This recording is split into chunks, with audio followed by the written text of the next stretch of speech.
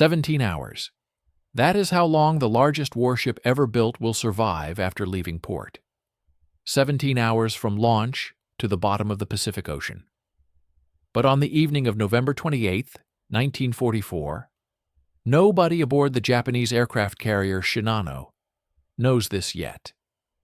Captain Toshio Abe stands on the bridge, watching the lights of Yokosuka Naval Arsenal fade behind him. He has commanded this ship for 10 days. 10 days to prepare a vessel with 3,000 men for her maiden voyage. 10 days to train damage control teams who have never worked together. 10 days to learn a ship so massive that her flight deck is longer than the Yamato's entire hull. Abe has been here before. 6 months ago, he commanded the carrier Shokaku when an American submarine put 3 torpedoes into her side. He watched her burn and sink, taking 1,200 men with her. The nightmares still wake him. The screams of men trapped below decks. The smell of burning fuel. The helplessness of watching his ship die beneath him. But Shinano is different. Everyone tells him this. She is unsinkable. Her designers have taken every lesson from every carrier Japan has lost and built them into her bones. Watertight compartments, armored decks, concrete reinforced fuel tanks. She can survive 4, maybe 5 torpedo hits and still make port. Except Shinano is not ready. Abe knows this. Everyone knows this. Her watertight doors do not seal properly. Holes remain cut in bulkheads where workers need to pass between compartments. Speaking of workers, 24 civilian contractors are still aboard, racing to finish essential repairs as the ship moves through the darkness. Some of the watertight doors are propped open with wooden blocks so these men can carry tools and materials between decks. Abe requested a delay. He was told no. American B-29 bombers are hitting Tokyo almost daily now. Shinano must leave immediately before she is destroyed at her moorings. The journey to Kure Naval Base is only 300 miles, 2 days of coastal transit with destroyer escort. Nothing will go wrong. 3 destroyers surround Shinano as she clears Tokyo Bay. Isokaze, Yukikaze, and Hamakaze. Veterans all. Their sonar sweeps the dark water ahead, listening for submarines. They hear nothing. The night is clear and cold. Stars fill the sky like shattered glass. Abe orders 18 knots, fast enough to outrun any submarine. He could push to 27 if needed, but that seems like panic. This is a simple coastal run, not a combat operation. He orders a standard zigzag pattern. Course changes every 6 minutes. Textbook procedure. What Abe does not know is that 8 hours earlier, a message went out to every American submarine within 200 miles of Japan. Intelligence reports that a large carrier, possibly the largest ever built, will depart Tokyo Bay within 48 hours. All boats are ordered to intercept. Commander Joseph Enright receives this message in the wardroom of USS Archerfish. He reads it 3 times. His hands shake slightly. Not from fear, from something worse. Desperation. Enright is a failure. He knows this. Everyone on the boat knows this. This patrol was supposed to be his redemption. His previous command ended in disgrace after he aborted an attack on a Japanese carrier. He was given Archerfish as a second chance. For 76 days, he has hunted targets across the Pacific. He has fired torpedoes at 4 different ships. He has missed every single time. His executive officer found him last week staring at the bulkhead at 3 in the morning. Enright did not explain. What was there to say? That he was afraid his career was over? That he was terrified of going home and facing the families of submariners who had died while he accomplished nothing? That every night he lay awake wondering if he still had the skill, the nerve, the luck to do this job. Archerfish is scheduled to return to base. Her fuel is low. Her torpedo rooms are nearly empty. But this message changes everything. A carrier, the largest ever built. Enright does not think. He reacts. He plots every possible course a ship leaving Tokyo Bay might take. North along the coast. South toward Kure. East into open ocean. He makes a choice. South. If he was a Japanese captain with a brand new carrier, he would hug the coastline where land-based aircraft could provide cover. He would head for Kure, where the major fitting-out facilities wait. It is a guess. Maybe a wrong guess. But it is the only chance Enright has left. He orders maximum speed and turns Archerfish toward the southern coast of Honshu. If he is wrong, his career is over. If he is right, he might sink the biggest target any submarine has ever faced. Two ships move through the night. One is 800 feet of steel armor carrying aircraft that will never fly in combat. The other is 300 feet of welded hull with a captain who has failed at everything he has tried on this patrol.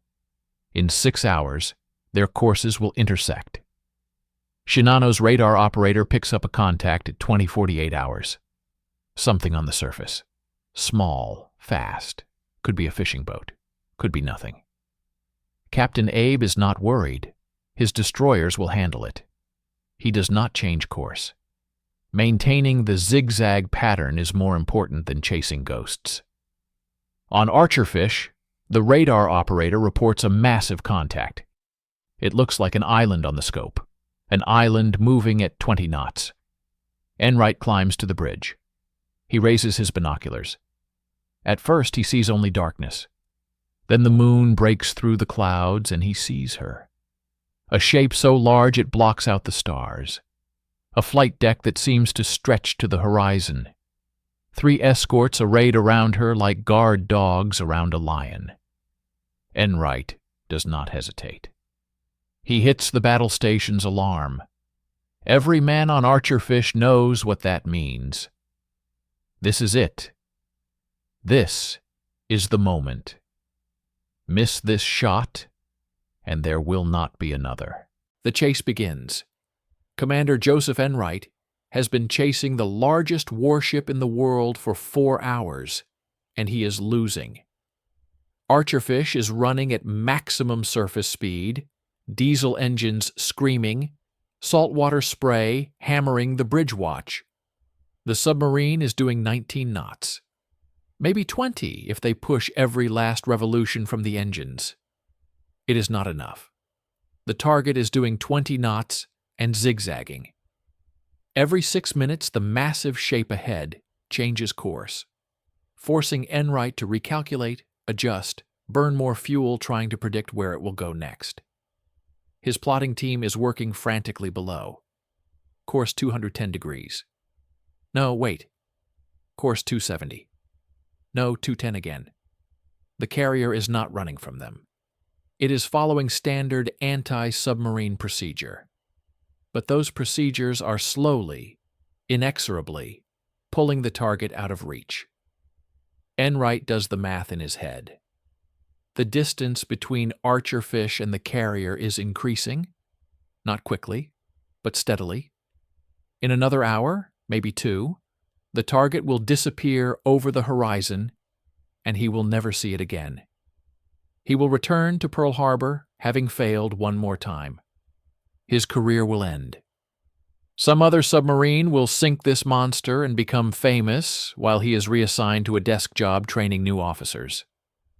The crew knows it too. Nobody speaks the words, but Enright can feel it. The way his executive officer Bob Bobzinski keeps glancing at him. The way the lookouts scan the horizon with increasing desperation. Everyone on this boat understands what is happening.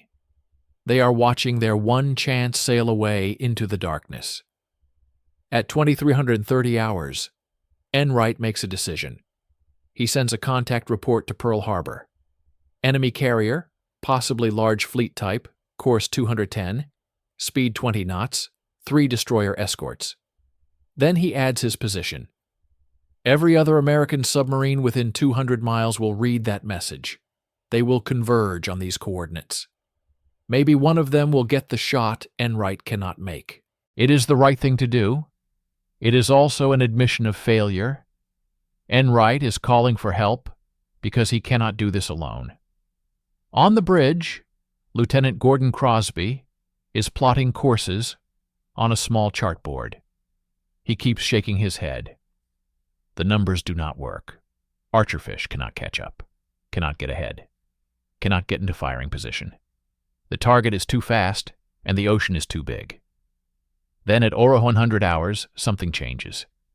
The carrier alters base course to the southwest. Not a zigzag, a real course change. It is heading directly toward Archerfish. For a moment, nobody moves. Then Enright starts shouting orders. Hard right rudder. Flank speed. Cross the track. Get ahead of her. This is the break.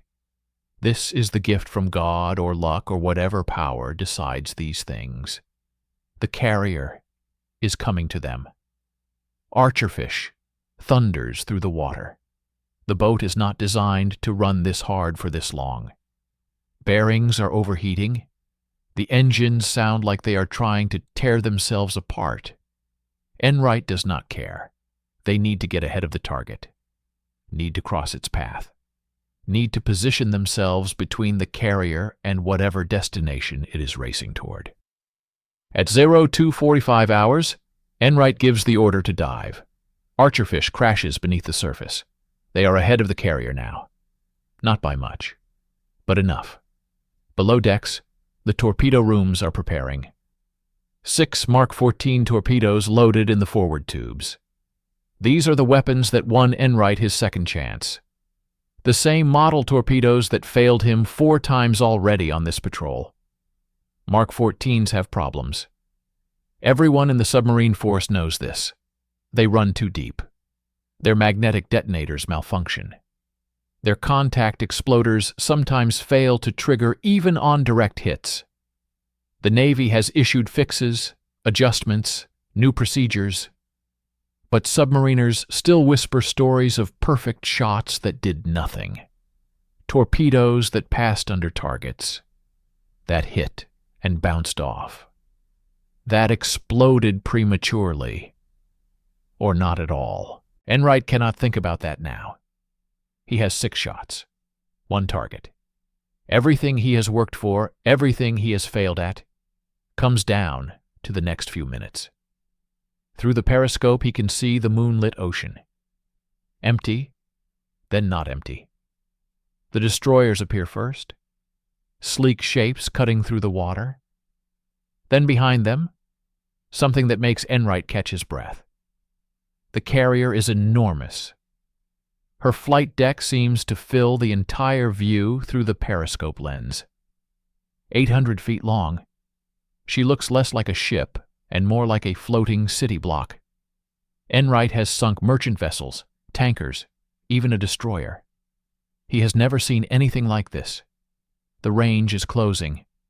7,000 yards. 6,000. The carrier is zigzagging, but Enright has her timing now. Left. For 6 minutes. Right for 6 minutes. Predictable. Fatal. At 5,000 yards, Enright realizes she's going to come too close. He will not have time to set up a proper shot. The carrier will pass right over him. He adjusts course slightly, gives himself a small starboard angle. The range closes to 1,500 yards. Then Shinano zigs, 30 degrees away. Instead of being too close, she is perfect. 70-degree starboard track angle, range 1,400 yards. A broadside target 800 feet long, filling Enright's periscope view like a barn door. He can see details now. Aircraft spotted on the deck. Men moving around. Running lights that should not be on during wartime but are. The fire control team has the solution locked. Course, speed, range. Lieutenant David Bunting, on the torpedo data computer, confirms the setup. Ensign Crosby's plot matches. This is the shot. This is the moment. Enright makes one final decision. He orders the torpedoes set to run at 10 feet depth, shallower than doctrine recommends. But something this big, this heavily armored, needs to be hit high on the hull, needs to be holed above the waterline where the damage cannot be contained. It is a gamble, a violation of procedure. But Enright has been following procedure his entire patrol, and it has gotten him nothing. He gives the order. Fire 1, fire 2, fire 3, 4, 5, 6. The submarine shudders as each torpedo leaves its tube. 47 seconds later, Enright sees the first explosion, a brilliant flash just forward of the carrier's stern. 10 seconds after that, the second hit. A massive fireball climbs the carrier's side, illuminating the night. The third torpedo strikes. The fourth. Perfect spacing. Perfect timing. 4 hits out of 6 shots on a target that has never been in combat before tonight. Through the periscope, Enright sees the carrier heeling to starboard, taking on a list. Then the destroyers are turning, charging toward Archerfish's position. Time to go. He orders the submarine to 400 feet. The dive is steep and fast. Above them, the first depth charges begin to fall. 14 explosions hammer the ocean. The lights flicker inside Archerfish. Dust rains from the pipes and valves. But none of the charges are close. The destroyers are dropping them almost randomly, hoping to get lucky. After 20 minutes, they give up and head back to their wounded carrier. In the silence that follows, the sonar operator reports breaking up noises. Loud, continuous. The sound of metal tearing, of compartments flooding, of a ship dying. The noises last for 47 minutes. Then they stop. Enright does not celebrate. Not yet. He has been wrong before. Thought he hit targets that sailed away untouched. He orders Archerfish to creep away at slow speed. They will hide until morning. They will listen. They will wait to see if the carrier survives. What Enright does not know is that aboard Shinano, Captain Abe is making a decision that will kill his ship. The carrier is flooding, but Abe believes she can make port. He orders 18 knots, full ahead. Get to land before the damage becomes critical. It is the worst possible choice. Every knot of speed forces more seawater through the torpedo holes. More compartments flood. The list increases. But Abe refuses to believe his unsinkable ship can sink. He keeps driving her forward even as she dies beneath his feet. Chief Engineer Shota is running through the corridors of Shinano when he realizes he is running through water. Not a puddle, not a leak. Water ankle, deep and rising. He stops, breathing hard, trying to understand what he is seeing. This is impossible. The torpedoes hit 30 minutes ago. The ship was designed to survive this. Captain Abe said so. Everyone said so. But the water is here. Cold seawater pouring through gaps around a watertight door that was never properly sealed. Shota grabs the door handle and tries to turn it. The mechanism is stiff, uncalibrated. He puts his full weight into it, and the door moves slightly. Not enough. Through the gap, he can hear air rushing. A whistling, screaming sound. That means water on the other side. Water under pressure. Lots of it. He needs help. He needs a damage control team. He runs up a ladder to the next deck and nearly collides with a group of civilian workers. 24 men in work clothes, not uniforms. They are standing in a cluster, arguing. One of them is crying. These are the contractors who were supposed to finish installing equipment before Shinano left port. They are still aboard because the ship departed 3 days early. Now they are trapped on a warship that is flooding, and nobody has told them what to do. Shota pushes past them. He needs to find the damage control station. He needs to report what he saw. But the corridors are chaos. Sailors running in every direction. Officers shouting contradictory orders. Somewhere an alarm is ringing, but nobody seems to know what it means. This crew has trained together for less than 2 weeks. They do not know the ship. They do not know each other. They do not know how to save themselves. On the bridge, Captain Abe is staring at a damage report that makes no sense. 4 torpedo hits. Flooding in 3 compartments. List of 10 degrees to starboard. This should be manageable. Shinano was built to take worse punishment than this. He orders counterflooding. Pump water into the portside tanks to balance the ship. Standard procedure. But the list does not correct. It increases. 12 degrees. 13. Something is wrong. Abe orders a runner to check the watertight integrity below decks. The runner returns 10 minutes later. His face is white. The watertight doors are not closed. Many of them cannot close because civilian equipment is blocking them. Others are propped open with wooden blocks so workers could move between compartments. The compartments that should be isolated are connected. Water is spreading from the damaged sections into undamaged sections. The ship is flooding like a bathtub with the drain open. Abe feels something cold settle in his stomach. He has been here before. On the carrier Shokaku, watching her flood, watching her die. He survived that sinking. He will not survive another. The shame would be too great. But maybe he can still save this ship. Maybe if they reach land quickly enough.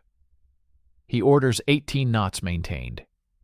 Full speed toward Shiono Point on the southern tip of Honshu. It is 80 miles away. At this speed, they can make it in 4 hours. They just need to hold together for 4 hours. The engineering officer protests. Every knot of speed forces more water through the torpedo holes. They should stop, assess the damage, make repairs. Abe overrules him. Speed is safety. Speed is survival. Keep moving. Below decks, the flooding is accelerating. Water is pouring into the number 2 boiler room. The crew evacuates and seals the hatch. Except the hatch seal is faulty. Water begins seeping through. Then not seeping. Pouring. The adjacent boiler room starts flooding. Engineers scramble to shut down the boilers before seawater hits the hot metal and creates steam explosions. One boiler room after another goes dark. The ship's speed begins to drop. 18 knots becomes 16, then 14. Chief Engineer Shota has organized a damage control party. 12 men with hammers, wooden plugs, and mattresses. They are trying to stuff the holes in the bulkheads, trying to stop the water. But there are too many gaps, too many improperly fitted doors, too many penetrations where cables and pipes pass through bulkheads. Water finds every weakness and exploits it. For every leak they plug, 3 more appear. One of the damage control men is a 17-year-old kid named Nakamura. He has been in the Navy for 8 weeks. He does not know how to swim. He is standing waist-deep in freezing water, trying to hammer a wooden plug into a gap, and he is shaking so hard he can barely hold the hammer. Shota yells at him to work faster. The kid drops the hammer, just drops it into the water and stares at Shota with blank eyes. He has given up. Shota slaps him, hard across the face. The kid blinks, picks up the hammer, goes back to work. But Shota knows it is pointless. They are bailing the ocean with teaspoons. The water is winning. At 0500 hours, Captain Abe makes a decision. The civilian workers need to be evacuated. 300 contractors and Korean laborers, who are contributing nothing and getting in the way. Some of them are fighting each other, panicking, blocking ladders while the crew tries to save the ship. Abe orders them transferred to the destroyers. It takes an hour. An hour of precious time wasted, while small boats ferry terrified men from the carrier to the escorts. An hour during which the flooding spreads to 6 more compartments. By Euro 600, the list is 15 degrees. Men can no longer walk normally on the deck. They have to lean into the slope. Equipment is sliding. Loose objects are tumbling downhill. In the hangar bay, aircraft that were never properly secured begin to shift. A 6-ton fighter breaks its tie-downs and slides across the deck, crushing 2 men against a bulkhead. Their screams echo through the ship. Captain Mikami, the executive officer, comes to the bridge with a report. He has been below. He has seen the flooding. He tells Abe the truth nobody wants to hear. The watertight compartments were never air-tested for leaks before the ship sailed. Nobody checked if the doors actually sealed. Nobody verified that the bulkheads were sound. Shinano left port in the same condition as when she was launched. A ship that looks finished but is not finished.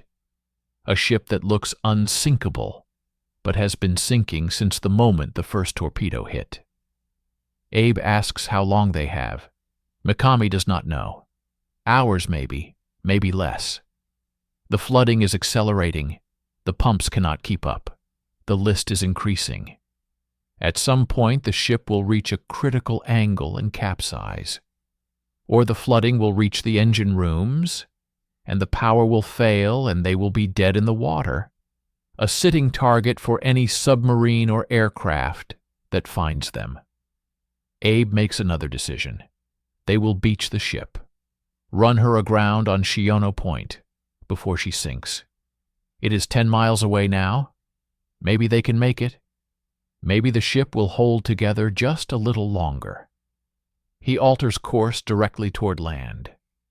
But Shinano is dying faster than Abe realizes. The list reaches 18 degrees. Water is now flooding into spaces that were completely undamaged by the torpedoes. The ship is killing itself, pulling seawater into her own compartments through unsealed doors and faulty bulkheads. The speed drops to 8 knots, then 6. At 1,000 hours, the main generators fail. The lights go out. Emergency lighting kicks in, dim red bulbs that turn the interior of the ship into something from a nightmare. Men are trapped below decks in darkness, in rising water, with no way to know which direction leads to escape. Some of them start screaming. Others go silent. They know what is coming. On the bridge, Abe stands at his post. He is not giving orders anymore. There are no orders left to give. The ship has a 20-degree list and is settling by the bow. Officers and men are abandoning their stations, heading for the flight deck. Abe watches them go. He does not stop them. He knows what happens next because he has seen it before. On Shokaku, on Hiryu, where he torpedoed a carrier with his friend the admiral tied to the railing, choosing death over disgrace. At 10:18 hours, Abe gives his final order. Abandon ship. The words feel like tearing out his own heart, but he says them. The crew begins jumping into the water. Destroyers move in close to pick up survivors. The ocean is filled with swimming men. Some of them make it to the rescue ships. Some of them do not. Shinano rolls to 25 degrees. 30. Aircraft and equipment slide into the ocean. The flight deck is nearly vertical now. Men are clinging to anything bolted down. Then the carrier rolls completely onto her side. For a moment she floats there, exposing her massive red bottom, showing the 4 torpedo holes that killed her. Then she goes down. Bow first. Stern rising into the air. Screws still turning slowly in the morning sun. She disappears at 10:57 hours, 17 hours after leaving port. Captain Toshio Abe stands on the bridge as the water rises around him. He makes no attempt to leave. His ship is sinking. His duty is clear. He goes down with Shinano. 400 officers, crewmen, and civilian workers go with him. The largest warship ever built has become the largest warship ever sunk by a submarine. And 300 miles away, Commander Joseph Enright has no idea if his torpedoes even hit. Commander Joseph Enright sits in the wardroom of USS Archerfish and stares at a plate of food he cannot eat. It has been 6 hours since the attack. 6 hours since he fired 6 torpedoes at the largest ship he has ever seen. 6 hours of hiding at 400 feet while destroyers searched for them. Now they are running silent at periscope depth, creeping south, trying to put distance between themselves and whatever is left of the Japanese task force. The crew keeps looking at him, waiting. They want to know if they got the kill. They want to know if this patrol, this miserable 76-day patrol where they missed every shot and accomplished nothing, finally means something. Enright wants to tell them yes. He wants to celebrate. But he has been wrong before. Too many times before. Lieutenant Bob Bobzinski comes into the wardroom with a message.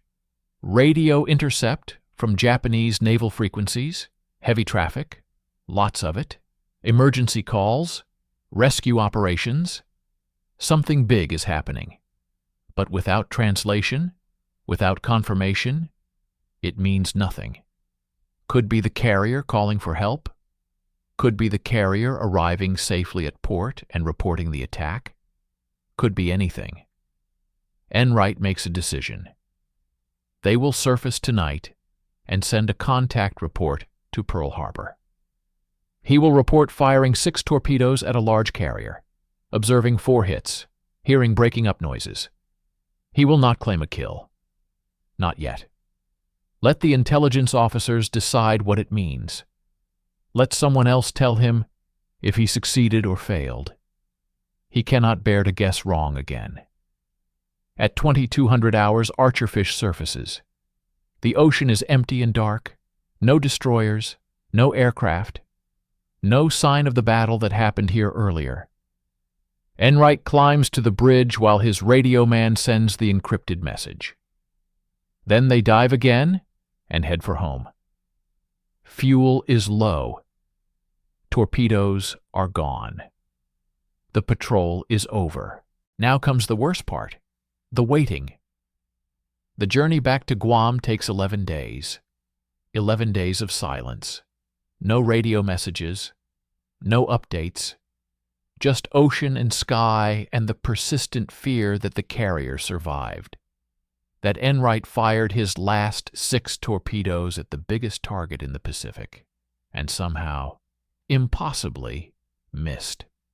It would be just like his luck, just like everything else on this cursed patrol. The crew tries to stay optimistic. They heard the explosions, felt them through the hull, heard the breaking up noises on sonar. That has to mean something. But Enright knows better. He has heard explosions before, thought he scored hits before, been wrong before, until someone confirms the kill, until someone shows him proof, he will not believe it. On December 11th, Archerfish pulls into Opera Harbor, Guam. A small crowd waits on the dock. Enright can see the squadron commander, several staff officers. This is unusual. Submarines usually return to minimal fanfare, just the relief crew and some maintenance personnel. But there are at least 30 people waiting. Enright feels his stomach tighten. This means something. Good or bad, he cannot tell. The submarine ties up. Enright crosses the gangway. The squadron commander salutes him, then does something completely unexpected. He shakes Enright's hand and smiles. A real smile. Not the polite grimace of a superior officer greeting a failure, the smile of someone greeting a hero. The words come in a rush. Intelligence confirms the kill. Japanese radio traffic was decoded. The carrier Shinano, largest warship ever built, sank at 10:57 hours on November 29th. 4 torpedo hits, 17 hours from launch to the bottom. 1,155 casualties, including the captain. Archerfish is credited with sinking a 72,000-ton carrier, the largest ship ever sunk by a submarine in the history of naval warfare. Maybe the largest ship that will ever be sunk by a submarine. Enright does not react, cannot react. He just stands there while the words wash over him. 72,000 tons. He thought maybe 30,000. Maybe 40 if he was lucky.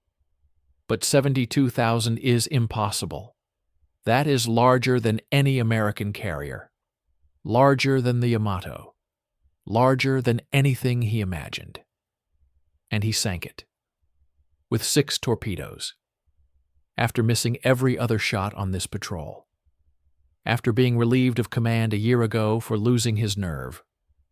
After spending 76 days convinced he would never sink anything ever again. His executive officer Bob Bobzinski is beside him now, shouting, crying, hugging him. The crew is pouring off the submarine, whooping and celebrating. Someone has produced a case of beer from somewhere. Everyone is talking at once. But Enright just stands there, numb, trying to process what he has been told. A staff intelligence officer approaches with a folder. He wants to debrief Enright. Wants every detail of the attack. Wants to know how he found the carrier, how he tracked it, how he set up the shot. Enright answers mechanically. The officer is writing everything down. Every word. This will become a training manual, a case study, the perfect submarine attack. Except it was not perfect. Enright knows this. He got lucky. The carrier turned toward him at exactly the right moment.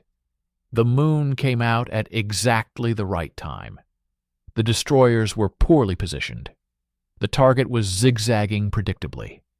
If any one of those factors had been different, he would have missed. Again. But he did not miss. He hit. 4 out of 6 torpedoes. The best shooting of his career. Maybe the best shooting of any submarine commander in the war. And the target sank. The mighty Shinano, the unsinkable ship, went to the bottom in 17 hours. Because of him. Because of Archerfish. Because of 80 men who spent 76 days hunting in empty ocean, and finally, on the last possible day, with the last possible torpedoes, found something worth hunting. That night, there is a party. Officers from every submarine in port crowd into the O Club. Someone gives a speech. Someone else gives another speech. Enright is handed a glass of whiskey. Then another. Then another. People keep shaking his hand, slapping his back, telling him he is a hero. He smiles and nods and says, "Thank you." But inside he feels nothing, just emptiness. Relief, maybe, but no joy, no triumph. Later, much later, he sits alone on the deck of Archerfish. The crew is ashore, celebrating. The boat is quiet.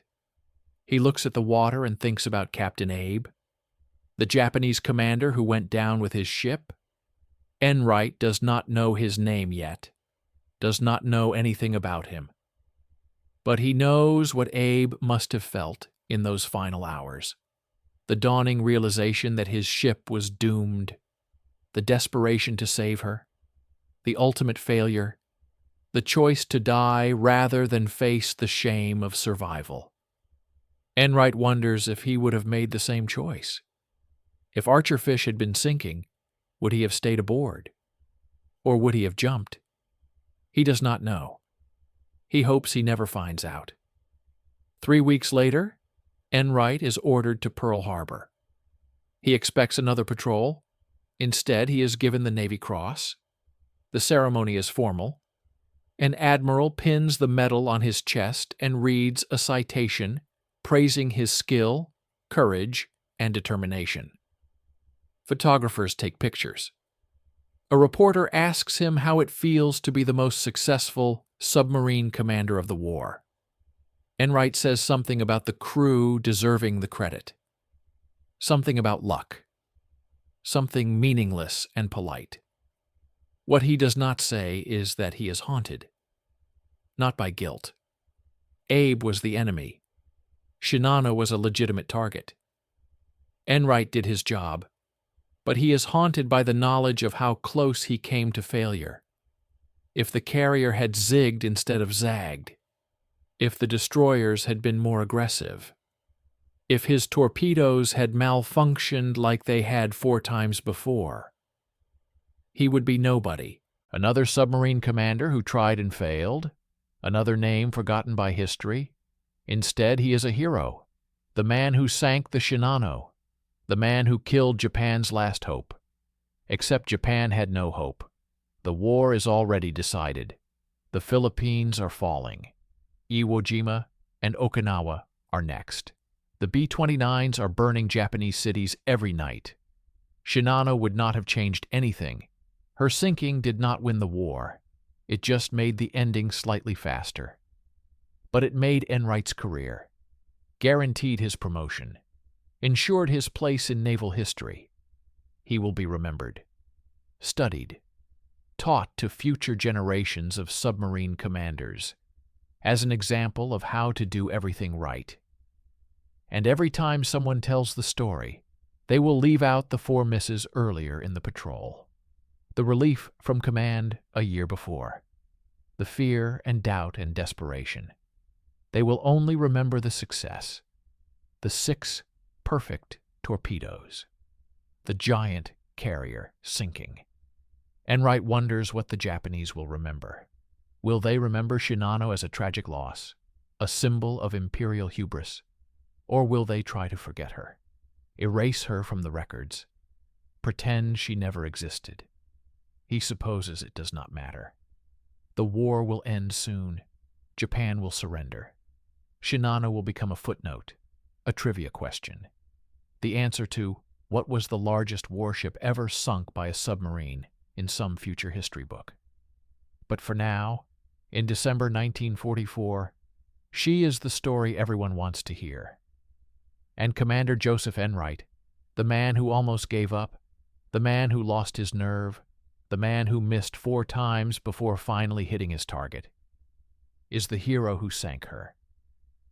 The survivors of Shinano are taken to a small island called Mitsukojima. 1,080 men. They are isolated there for 7 weeks. No contact with the outside world. No letters home. No communication at all. The Japanese Navy has given them strict orders. They are not to speak about what happened. Not to anyone. Not ever. As far as the world is concerned, Shinano never existed.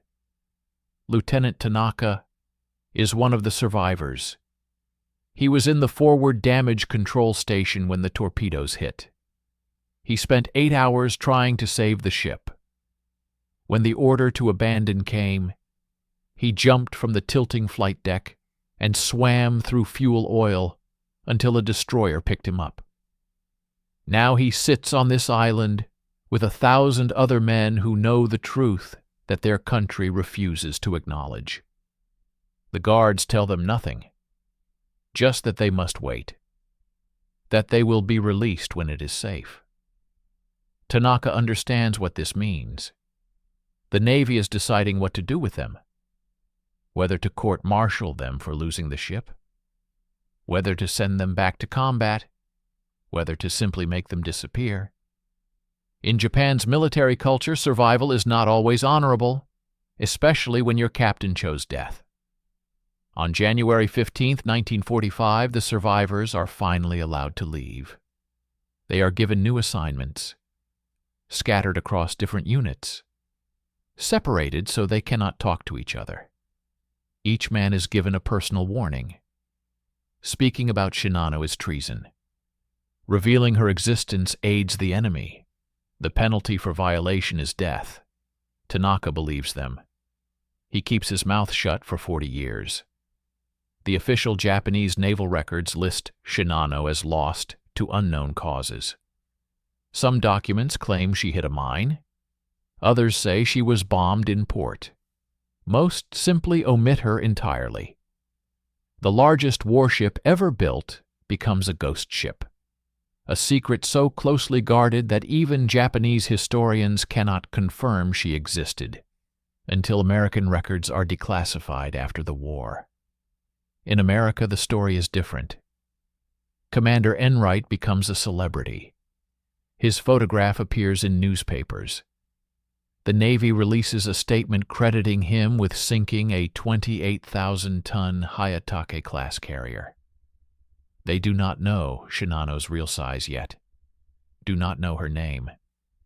But they know Enright hit something big, and it sank. That is enough for a Navy Cross and a promotion. Archerfish continues the war. She makes 2 more patrols under Enright's command, sinks a small patrol craft, rescues 3 downed American pilots. Nothing dramatic. Nothing that compares to Shinano. In August 1945, she is one of 12 submarines that enter Tokyo Bay after Japan's surrender. Enright stands on the bridge as Archerfish passes the spot where Yokosuka Naval Arsenal once stood. The place where Shinano was built. The place where she left on her first and last voyage. The docks are smashed. The shipyards are rubble. American bombs have done their work. Enright wonders if anyone in Japan remembers Shinano, if anyone mourns her, if her survivors are here somewhere in the ruined city, watching the American submarines parade through their conquered harbor. He will never know. The Japanese do not speak of their defeat. They accept it silently and begin rebuilding. In October 1945, American intelligence officers interview Japanese naval personnel. They ask about carriers lost during the war. The officers mention Akagi, Kaga, Soryu, Hiryu, the famous carriers of Midway. They mention Shokaku and Zuikaku, the veteran carriers of the Coral Sea and Philippine Sea. They do not mention Shinano. The intelligence officers persist. What about the large carrier reported sunk off Honshu in November 1944? The officers look confused. There was no carrier sunk off Honshu in November 1944. It takes months of interrogation before a Japanese engineer finally breaks. He worked on Shinano's construction. He knows the truth. He tells the Americans everything: the size, the armor, the conversion from battleship to carrier, the rushed departure from Yokosuka, the sinking 17 hours later. He gives them the name: Shinano. The Americans check their records. The carrier Enright reported sinking was not 28,000 tons. It was 72,000 tons, the largest warship ever built, the largest ship ever sunk by a submarine. And Enright killed it with his last 6 torpedoes on a patrol where he had missed everything else. The Navy updates Enright's citation. He is now credited with sinking Shinano. The record is official. But by this time, Enright has returned to civilian life. He takes a job with an oil company, gets married, tries to forget the war. He does not talk about Shinano. Not to his wife, not to his children, not to anyone. When reporters call asking for interviews, he declines. When submarine veterans gather to tell war stories, he stays home. The greatest success of his career becomes something he never mentions. In 1955, a Japanese historian publishes the first article about Shinano. It is brief, carefully worded. It does not blame anyone for the disaster. It simply states the facts. The ship was built. The ship sailed. The ship sank. Japanese veterans begin coming forward with their own stories. Tanaka writes a letter to the newspaper. He describes the flooding, the panic, the final moments. He signs it with his real name. Nobody arrests him. Nobody threatens him.